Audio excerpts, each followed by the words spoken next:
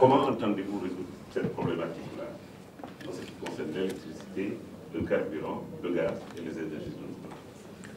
À cet égard, il y a deux mesures à prendre. La première, c'est une mesure de prévision. Donc il faut anticiper. La seconde, c'est qu'il faut gérer de manière transparente. Le Sénégal consomme chaque jour les besoins en électricité, c'est 400 MW jour. 400 MW jour. La Côte d'Ivoire est à 600. Le Ghana est à 1200.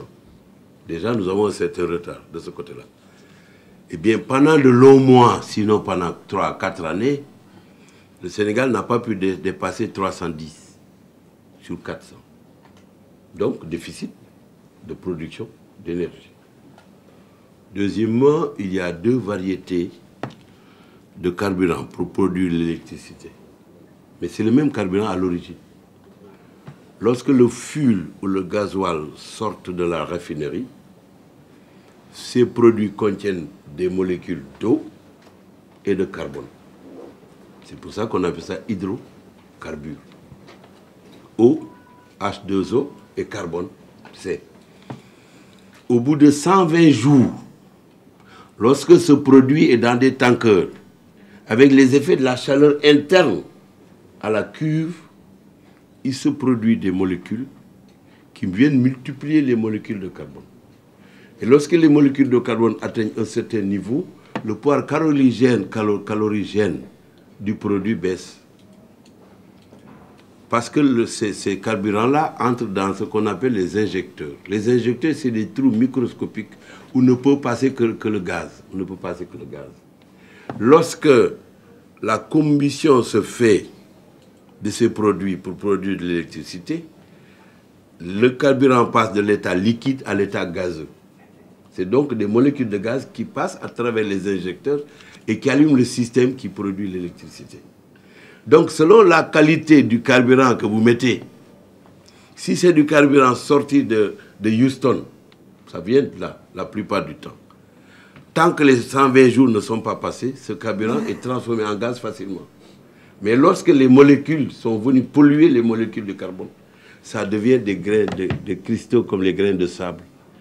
Et quand la combustion se fait, les grains de sable cassent les injecteurs et ça arrête le système de production d'électricité. C'est ça qui cause le délaissage. Et pourquoi ça? Parce que si Mamadou Sarr veut acheter un bateau de moins 120 jours qui coûte 16 milliards, je prends un chiffre au hasard, et qu'il ne veut pas l'acheter, il va acheter à 7 milliards un bateau de plus de 120 jours, mais il paye 16 milliards. Il facture le carburant acheté comme du carburant A1. Mais en fait, il a acheté du A2 ou A3. Donc, il vole sur 16 milliards, puisqu'il a mis 7, ça fait combien? Ça fait 9 milliards. Et s'il le vole tous les 27 jours, eh bien, vous voyez ce que ça fait dans l'année. Hein? Parce que les achats de carburant au Sénégal se font sur 51 jours. C'est 3 fois 17 jours. On achète pour 51. Pour éviter de stocker trop, pour éviter la multiplication des molécules qui viennent polluer les molécules et qui font qu'il y a des cristaux au lieu d'avoir du gaz. Ça, c'est important. Ensuite, il y a autre chose. C'est que depuis le mois de juillet, le gouvernement sénégalais a loué 3 centrales qui viennent d'une société que je ne citerai pas, pour Bagnoton. Vous la connaissez. Elle vient de l'extérieur. C'est 12 milliards par mois que le gouvernement sénégalais paye à cette société-là pour produire de l'électricité. Et 12 milliards, c'est trop par rapport au coût normal de location. Donc, quelque part, il y a une partie des 12 milliards mensuels qui va quelque part. C'est important, ça. Alors, qu'est-ce que nous allons faire, nous? D'abord, nous allons renégocier avec le Mali, à qui le président Abdoulaye Wade a offert, depuis quelques années, 15% des 30% qui nous revenaient de la production d'électricité de Manantali. Puisque le traité dit 40% pour le Mali, parce que le barrage est au Mali, 30% pour la Mauritanie et 30% pour le Sénégal. Au cours d'un sommet de chefs d'État à l'hôtel Méridien Président, le président Wade, pris par un accès de générosité excessive, a dit je donne 15% au Mali, parce que moi, les 15% me suffisent. C'est dans le document, c'est dans le traité. Alors pour changer, donc le Mali se retrouve avec 40, plus 15%, 55%, et le Sénégal à 15%. Parce que monsieur a voulu offrir 15% au Mali, comme si le Mali avait plus besoin de cette électricité que nous. Et pour changer cette situation, il faut refaire le traité, il faut le renégocier pour récupérer nos 15%. Or, sur les 15% qui nous sont dévolus, compte tenu de la distance qui est couverte, c'est 9% qui arrivent au Sénégal. À cause de la distance, il y a une déperdition. Donc nous avons, sur les 100% que produit Manantali, le Sénégal n'a que 9%.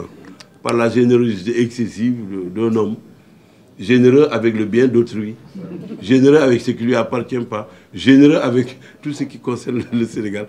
Et ça, on va récupérer. Alors ce que nous allons faire, nous, première mesure, le ministre de l'Énergie, qui sera nommé après la victoire, ne sera plus directeur général de la Sénélec. Le ministre de l'Énergie, il ne sera plus directeur général de la Sénélec. C'est le directeur général de la Sénélec nommé par un conseil d'administration avec l'accord de l'État qui gérera avec le conseil d'administration la Sénélec. Ça veut dire quoi? Gérer les consommables, gérer les contrats de fourniture de carburant, gérer les équipements de transport de l'électricité. Ce dossier est trop compliqué. Vous savez qu'ils ont équipé la Sénélec depuis 7-8 ans d'un système de transport de l'électricité qui n'atteint pas les 400 MW en termes de support, de capacité de transporter l'électricité. Alors dès qu'on arrive vers les 380, ça disjoncte parce que les câbles sont trop minces. Mais c'est acheté, c'est payé à des milliards avec tout ce qui est passé sur la table. Il faut changer tout le système de transport de l'électricité à partir des générateurs. Nous allons régler ça, nous, parce que nous connaissons le dossier. Nous l'avons décortiqué sur la pointe des doigts. Et puis, on n'achètera plus de bateaux A3 pour le prix d'un bateau AE. Parce que le ministre ne pourra plus faire ça.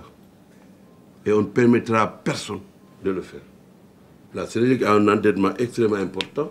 Des gens qui ont dirigé la Sénélec ont aujourd'hui des fonds d'investissement à l'étranger de plusieurs centaines de millions d'euros. Ça aussi, on ira chercher ça. Hein. Je ne menace personne, mais on va investiguer. Attention, voilà, sur l'énergie.